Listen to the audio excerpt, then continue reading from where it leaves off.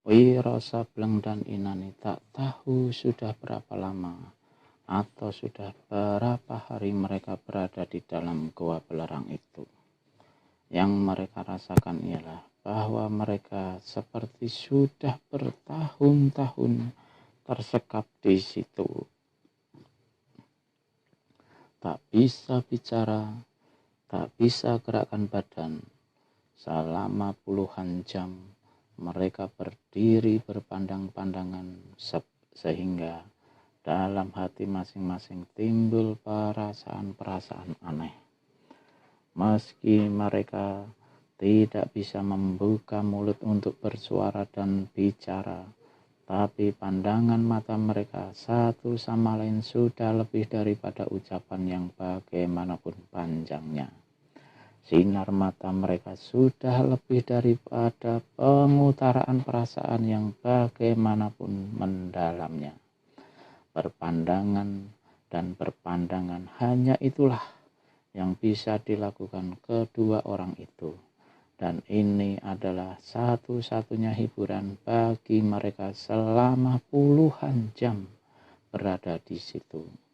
Kedua orang itu tiba-tiba mekernyitkan mata. Lapat-lapat terdengar suara tertawa meringkik, dan sesaat kemudian sosok tubuh laki-laki tua yang dipanggilkan Kiai itu sudah muncul di ruangan tersebut. Dia masih tertawa meringkik macam kuda. Begitu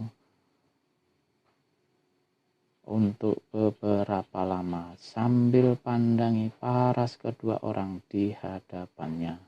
Kemudian ketika suara tertawanya berhenti, mulutnya bertanya, "Apa kalian sudah puas tegak berpandang-pandangan?" Inani menjadi merah mukanya, sedang Wiro memaki dalam hati. Apakah waktu yang 3 hari itu sudah berlalu? Apakah sekarang bulan purnama 14 hari? Apa ya sekarang si orang tua membebaskan totokan di tubuhnya dan tubuh gadis yang bernama Inani itu? Inani dan Wiro memperhatikan si orang tua duduk di tengah ruangan di atas sebuah bantalan berumbai-umbai yang dikeluarkannya dari balik kain selempang putihnya. Setelah memandangi paras kedua orang itu beberapa lama, baru si orang tua lambaikan tangan kirinya, kanan, kiri. Dua lari angin tipis menyambar ke tubuh Inani dan Wiro Sableng. Dengan serta-merta lenyaplah totokan yang telah membuat kedua orang ini tak berdaya selama puluhan jam. Si orang tua tertawa mengekeh dan manggut-manggutkan kepalanya beberapa kali. Meski selama ini Wiro di dalam hati tiada hentikan memaki serta menggerutui si orang tua, namun begitu totokannya lepas dan menyadari bahwa manusia berambut putih yang duduk di hadapannya itu bukan manusia sembarangan, maka Wiro menjura memberi hormat. Orang tua, dunia ini banyak dengan tokoh-tokoh aneh sakti luar biasa yang aku, manusia tolol ini, tidak tahu siapa-siapa mereka adanya. Kuharap kau sudi memberitahu siapa kau, orang tua. Si orang tua mengusap rambutnya yang panjang putih beberapa kali. Setelah batuk-batuk jumawa, maka menjawablah dia, "Namaku kau tak usah tahu, orang muda. Sebaliknya, aku banyak tahu tentang dirimu." Terkejutlah Wiro, ditelitinya paras orang tua itu, lalu sekilas mengerling pada Inani. Si orang tua tertawa mengekeh kembali. "Aku berasal dari Bangkalan," diusapnya lagi. Rambutnya baru meneruskan, 90 tahun hidup di dunia ini sudah terlalu cukup lama. 90 tahun sudah cukup untuk menyaksikan berbagai hal dalam dunia. Menyaksikan kejahatan dan kebaikan, menyaksikan kebaikan yang selalu ditentang oleh kejahatan. Pertentangan antara kebaikan dan kejahatan di jagat ini tak akan pernah habis-habisnya, karena memang begitulah sifat alam yang dijadikan Tuhan. Segala sesuatunya mempunyai lawan-lawannya, mempunyai pasangan-pasangannya masing-masing. Karena aku dan kau adalah manusia-manusia dari golongan putih, maka adalah tugas kita untuk membasmi golongan hitam. Membasmi golongan hitam tentu saja bukan hal yang mudah. Aku sendiri sebenarnya telah tertipu dalam hidupku, sehingga tidak bisa berbuat banyak untuk membasmi kejahatan dari muka bumi ini. Kiai Bangkalan memandang jauh ke depan, seperti tengah merenung masa lampaunya. Sedang nada suaranya tadi jelas sekali mengandung satu penjelasan yang mendalam. Kalian duduklah, jangan berdiri saja, ujar Kiai Bangkalan. Setelah Wiro Sableng dan Inani duduk di hadapan orang itu, maka Kiai Bangkalan meneruskan bicaranya. 8 penjuru angin dunia persilatan kini dibikin geger, gempar oleh kejahatan yang bersumber di Pulau Madura ini. Sumber kejahatan itu bukan lain adalah daripada Dewi Siluman dan anak-anak buahnya. Beberapa perguruan dan sebuah partai persilatan telah dihancurkan oleh mereka. Belasan tokoh-tokoh golongan putih serta beberapa lainnya yang hebat-hebat dari golongan hitam mereka bunuh. Yang tertangkap hidup-hidup mereka siksa secara buas. Ringkas kata, siapa saja pihak yang tidak mau tunduk dan masuk dalam golongannya akan ditumpas, musnah oleh Dewi Siluman. Dan aku yang sudah tua ini hanya bisa makan hati. Tak mungkin turun tangan menumpas semua kejahatan yang ada di pulauku ini. Lagi-lagi nada suara Kiai Bangkalan membayangkan penjelasan, penuh rasa ingin tahu dan tidak mengerti, maka Wiro Sableng beranikan diri bertanya. Mengapa tidak mungkin, Kiai? Mengapa tidak bisa? Menurut penglihatanku ilmumu tinggi luar biasa. Bagimu tentu mudah saja untuk menumpas Dewi Siluman dan gerombolannya. Kiai Bangkalan tertawa tawar. Banyak orang yang menduga sepertimu itu, katanya. Tapi di jagat yang luas ini, ilmu manusia mana yang benar-benar sempurna, yang benar-benar tinggi. Semakin tinggi ilmu seseorang, semakin harus disadari bahwa di atasnya masih banyak lagi ilmu-ilmu yang tinggi yang tak bakal sanggup dicapainya.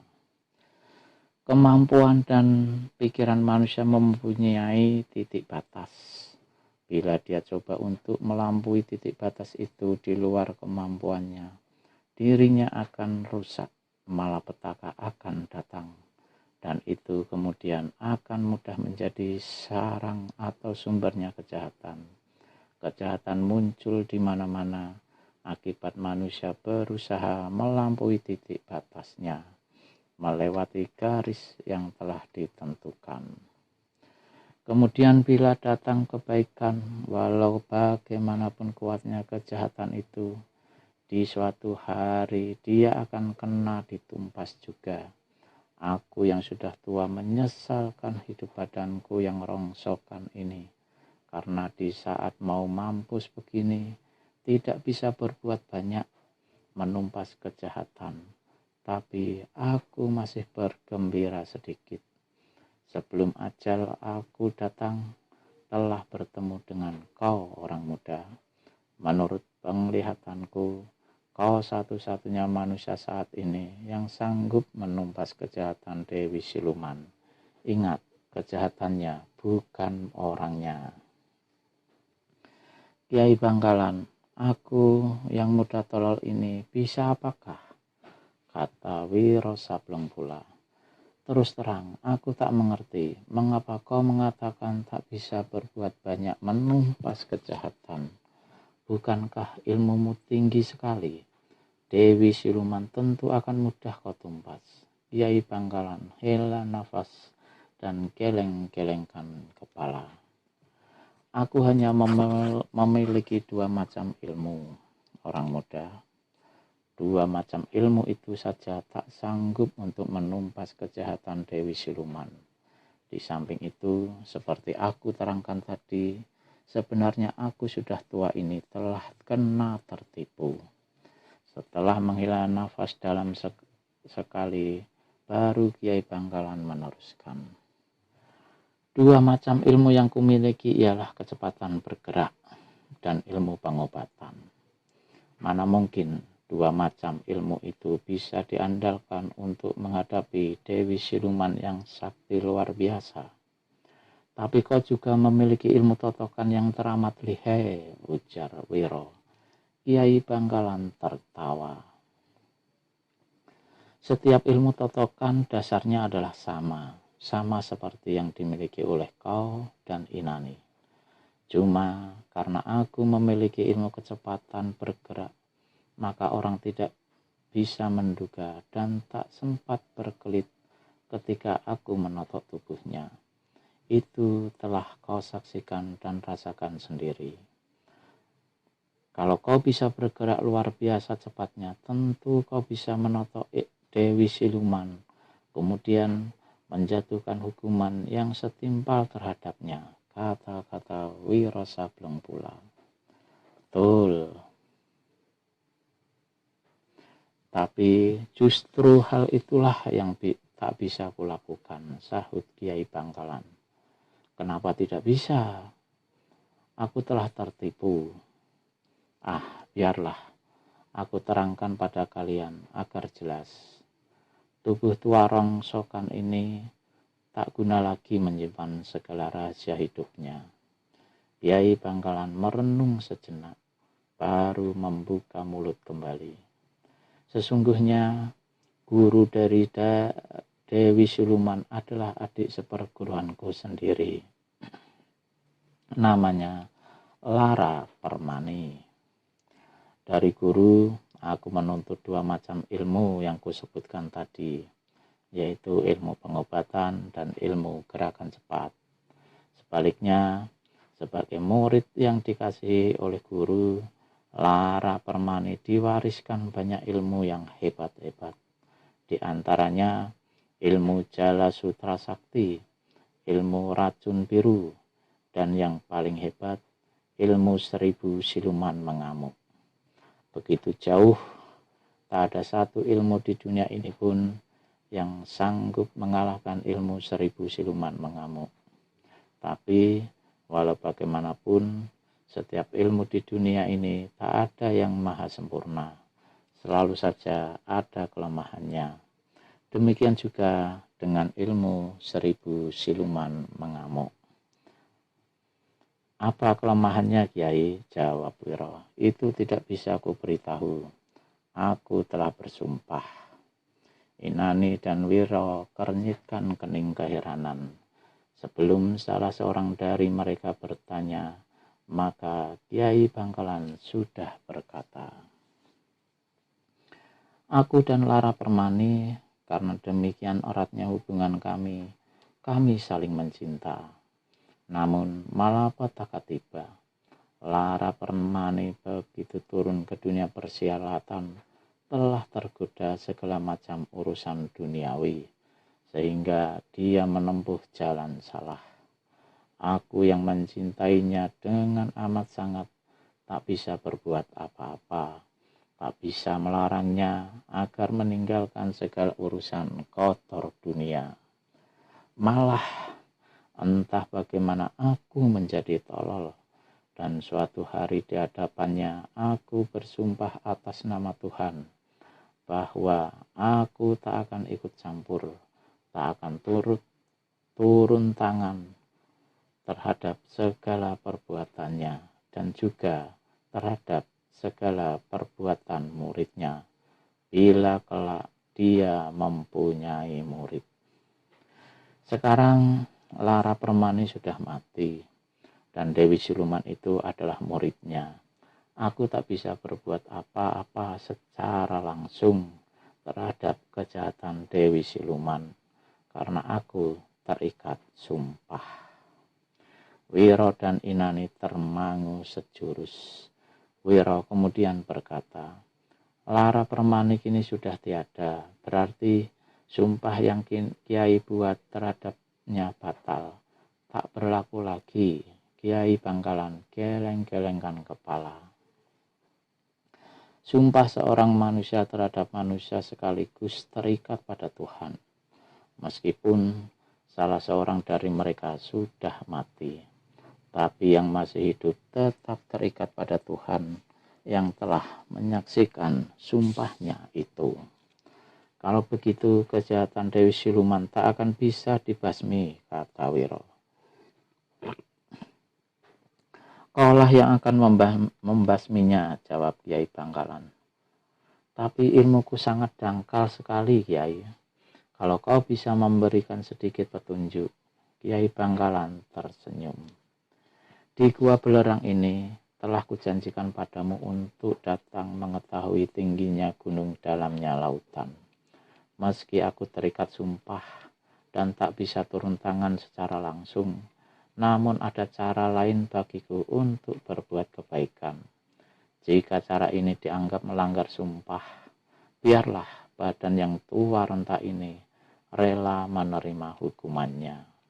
Dari balik pakaiannya, Kiai Bangkalan mengeluarkan secarik kertas putih. Kertas itu disodorkannya ke hadapan Wiro Sableng seraya berkata, dengan inilah kau bisa menumpas kejahatan Dewi Siluman. Wiro menerima kertas itu dan menelitinya. Di atas kertas ini ternyata ada 2 bait tulisan yang berbunyi, ilmu 1000 siluman mengamuk teramat sakti. Hanya suara yang sanggup mengalahkannya. Kiai, aku tak mengerti maksud tulisan ini. Mohon petunjukmu.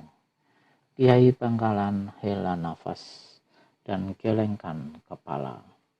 Tak mungkin orang muda. Aku terikat dengan sumpah. Aku tak bisa menerangkan langsung kelemahan ilmu 1000 siluman mengamuk kepadamu. Kau harus pecahkan sendiri rahasia apa di dalam 2 bait tulisan itu. Kuharap kau tak bertanya lebih jauh. Wiro membaca lagi 2 bait tulisan itu, lalu memasukkan kertas tersebut ke balik pakaiannya.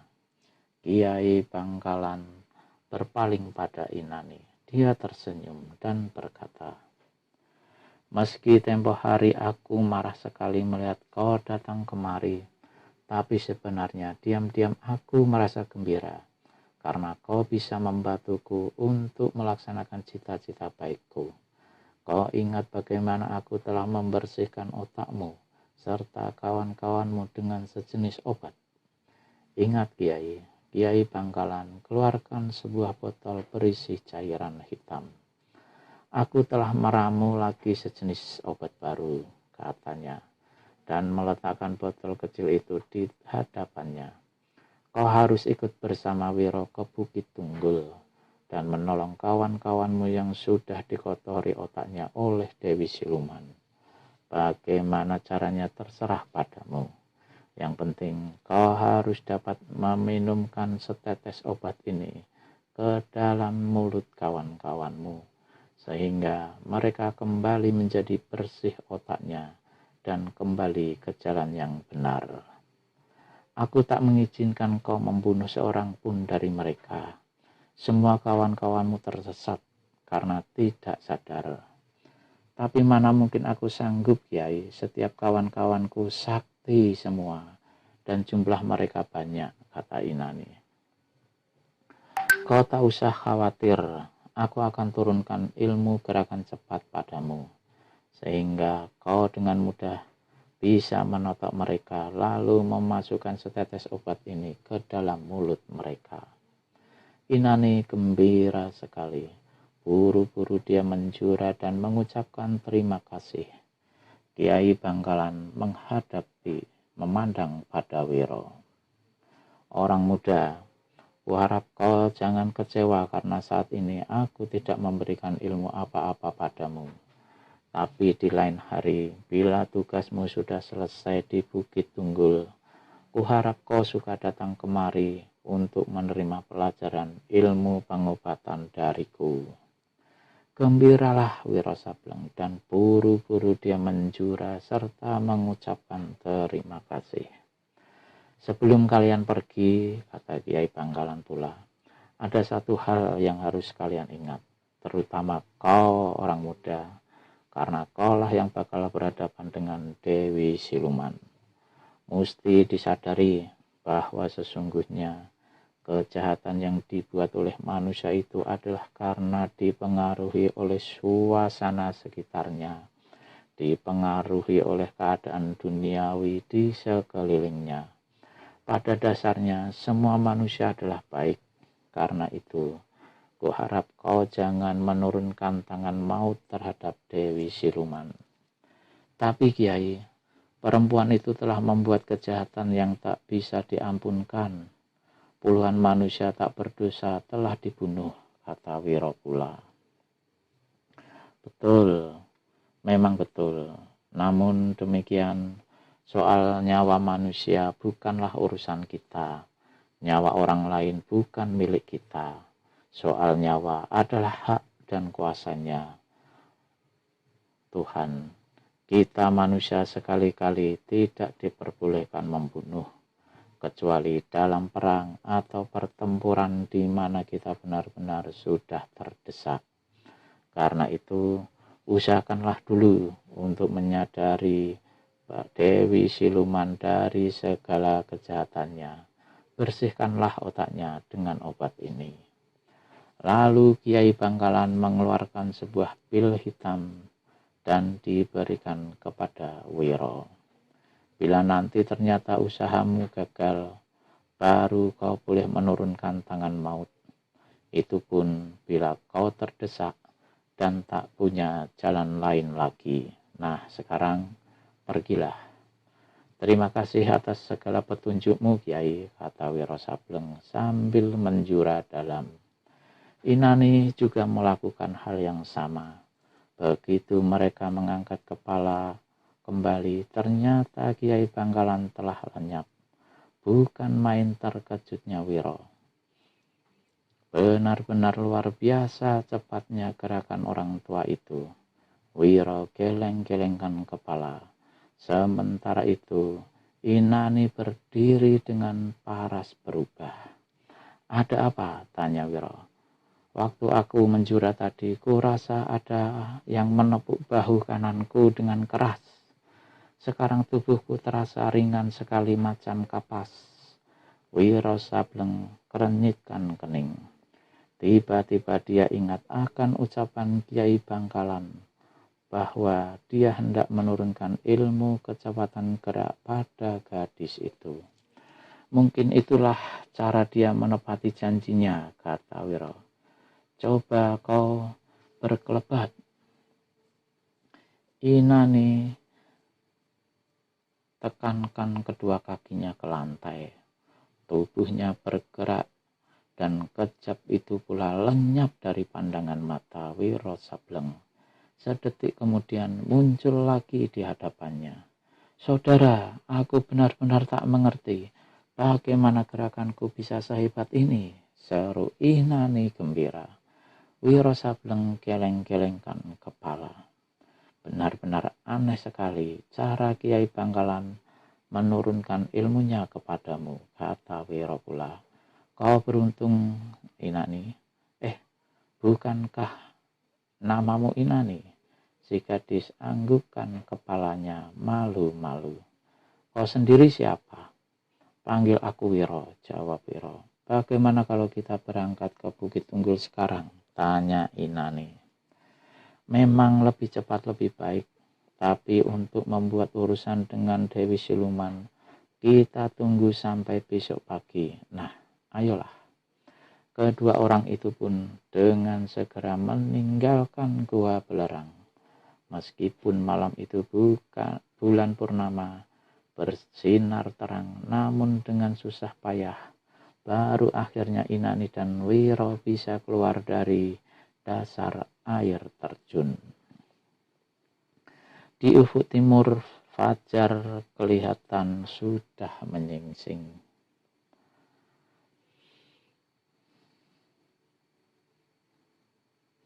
Sebentar lagi sang surya penerang jagat akan memunculkan diri, merenggutkan malam, menggantikannya dengan pagi hari yang kemudian disusul oleh kedatangan siang. Dua titik putih dan biru kelihatan remang-remang bergerak sangat cepat dari arah tenggara. Ternyata dua titik ini adalah sosok tubuh Inani dan Wiro Sableng. Tengah malam tadi mereka berkemah di tepi rimba belantara dan menjelang pagi baru meneruskan perjalanannya ke Bukit Tunggul. Satu keuntungan bagi Wiro karena dia bersama Inani, sehingga tak usah bersusah payah mencari di mana letaknya Bukit Tunggul. Tepat pada saat matahari munculkan diri di ufuk timur, maka kedua orang itu sudah berada di kaki bukit sebelah timur. Sementara keduanya mencari mulut terowongan yang akan membawa mereka ke istana Dewi Siluman. Tiga sosok bayangan biru muncul menghadang mereka. "Hai Inani, kau rupanya," seru salah seorang.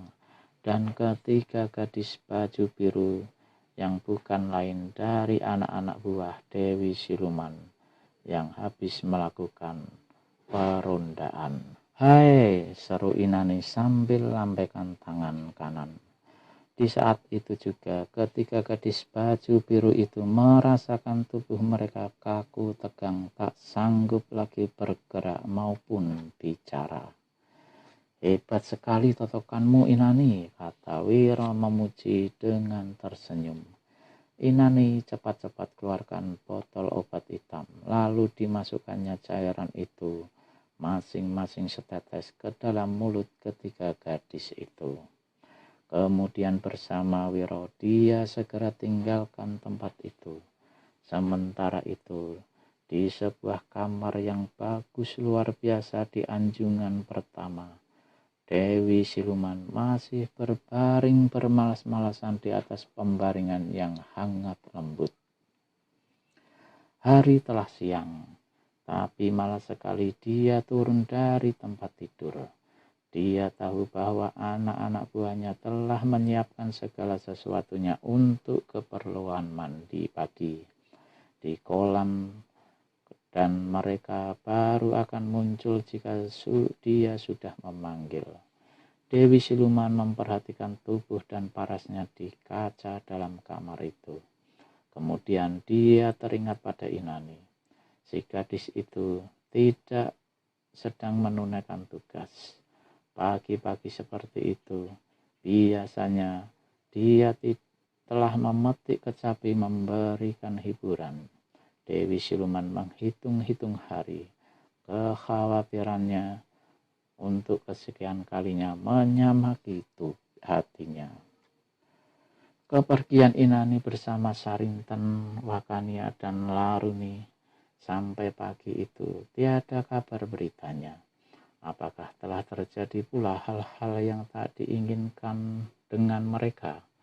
Tapi kekhawatirannya itu agak berkurang sedikit kalau dia ingat bahwa Laruni adalah anak buahnya yang paling tinggi kepandaiannya. Akhirnya Dewi Siluman juga berbaring berlama-lama lagi. Dia bangun dan duduk sebentar di tepi tempat tidur, memandang ke kaca, lalu sambil melangkah ke kaca besar itu ditinggalkannya pakaian tidurnya yang terbuat dari sutra biru halus berbunga-bunga hitam. Tanpa selembar benang pun menutupi badannya, sang Dewi berdiri di muka kaca. Betapa indah potongan tubuhnya, betapa halus mulus kulitnya. Tapi betapa rindunya seluruh tubuh itu akan sentuhan tangan seorang laki-laki. Tiba-tiba pintu kamar diketuk orang. Dewi Siluman memperhatikan kaca dari mana sekaligus dia dapat melihat pintu kamar itu. Siapa pula yang mengganggunya, pikir sang Dewi. Mungkin Laruni atau seorang anak buahnya yang datang membawa kabar tentang Laruni dan kawan-kawannya. Maka Dewi Siluman mengenakan pakaian tidurnya kembali dan berkata, "Masuk." Pintu kamar terbuka.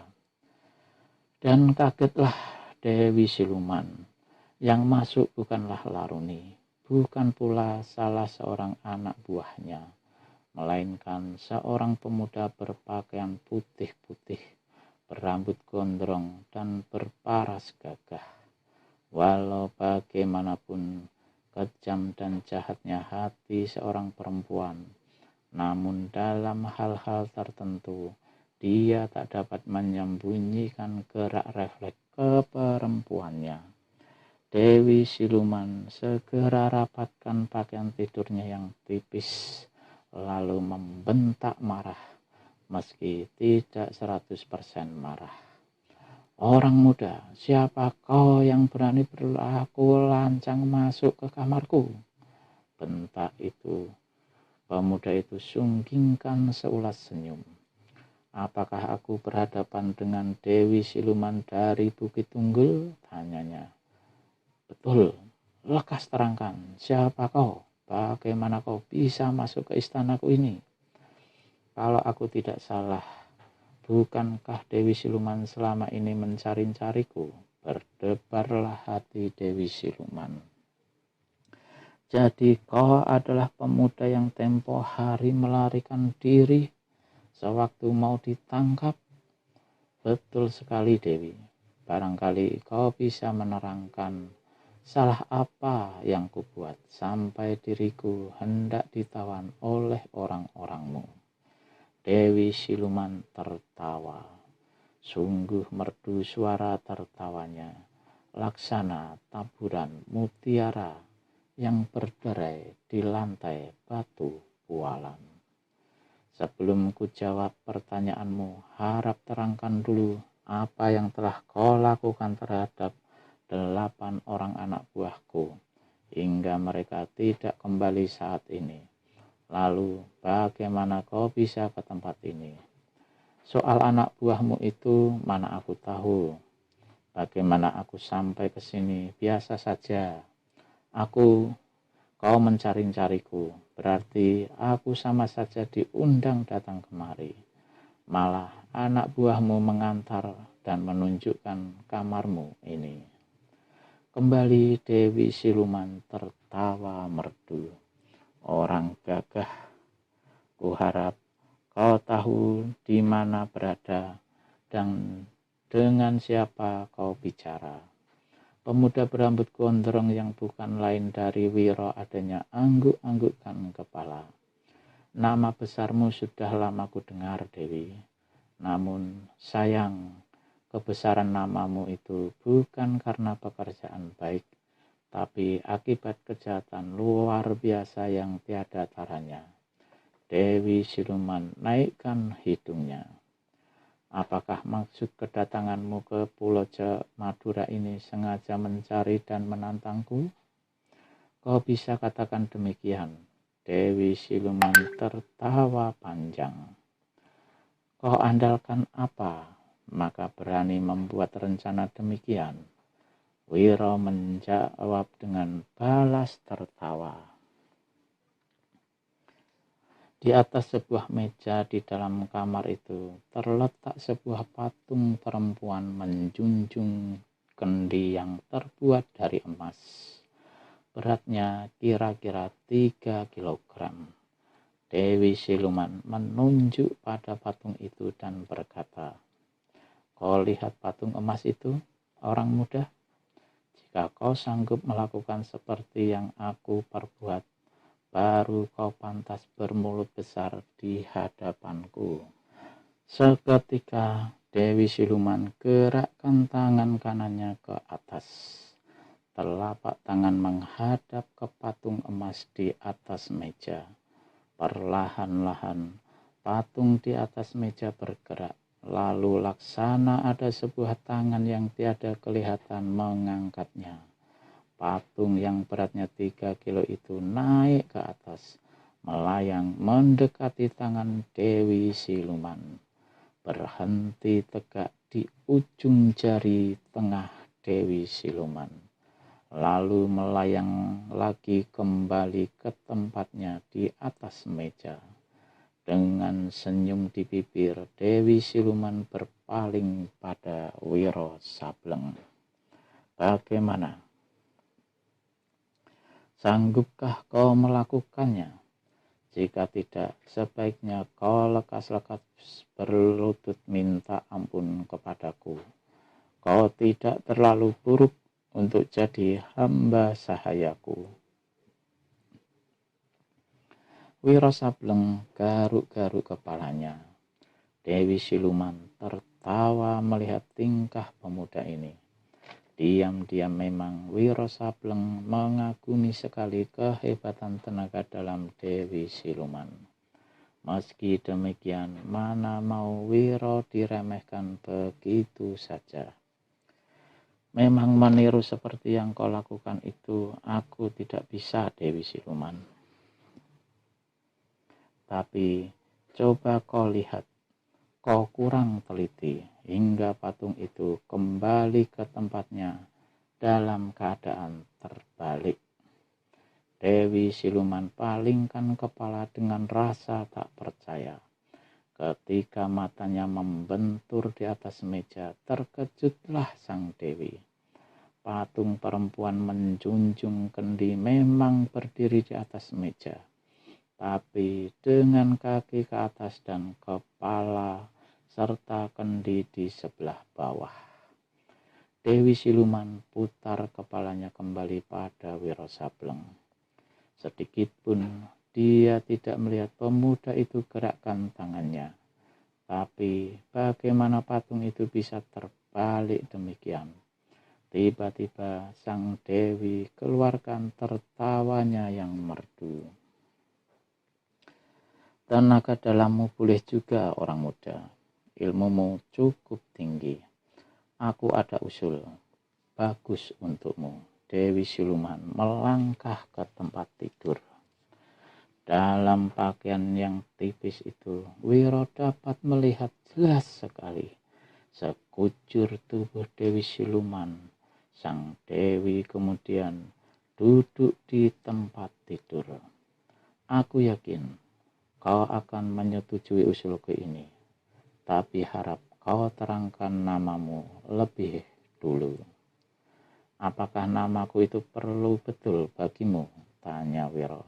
"Tentu," jawab Dewi Siluman, seraya matanya memandang penuh gairah ke paras Wiro. Di mulutnya bermain seulas senyum, dan dia menambahkan, "Seorang gagah dan berilmu sepertimu, ini mesti diketahui dulu namanya." Wiro tersenyum. "Manusia dilahirkan tidak bernama," katanya.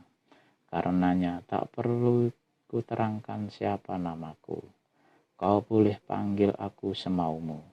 Sekarang coba kau terangkan usul bagus yang kau katakan itu." "Orang muda, kau terlalu jual mahal namamu," Tapi tak apa, aku senang pada laki-laki yang berhati keras, betul-betul bernyali jantan. Dengar orang muda, walau kau tidak mau beritahu nama, namun aku maklum bahwa kau memiliki ilmu yang cukup diandalkan. Setiap orang berilmu tinggi mempunyai cita-cita besar. Bagaimana kalau kita berdampingan satu sama lain dalam menguasai dunia persilatan? Wiro merenung macam orang tua lalu manggut-manggut. Usulmu memang bagus, katanya. Paras Dewi Siluman kelihatan gembira. Tapi sambung Wiro pula yang membuat Dewi Siluman kembali berubah parasnya. Aku datang ke sini bukan untuk menerima segala macam usul atau membuat segala macam perjanjian. Paras Dewi Siluman menegang. Lalu sentaknya seraya berdiri dari tempat tidur. Wiro menatap paras jelita itu beberapa lamanya. Pandangan ini membuat sang dewi bergetar hatinya. Segala sesuatu di dunia ini mesti ada akhirnya. Wiro Sableng membuka pembicaraan kembali. Diakhiri atau berakhir sendirinya. Demikian pula dengan kejahatan. Dewi Siluman hendak membentak memotong ucapan Wiro Sableng. Tapi di bawah sorotan mata si pemuda, mulutnya tak kuasa dibukanya. Dia tegak tak bergerak di tempatnya. Setiap tokoh silat adalah wajar kalau mempunyai cita-cita untuk menguasai dunia persilatan. Namun cara juga mesti cara wajar. Bukan dengan kejahatan, tanpa beri kemanusiaan, bukan dengan jalan membunuh anak-anak atau perempuan-perempuan, atau manusia-manusia tak berdaya dan tak berdosa, bukan dengan menipu tokoh-tokoh silat, mengundang mereka kemari lalu menjebloskannya di ruang penyiksaan.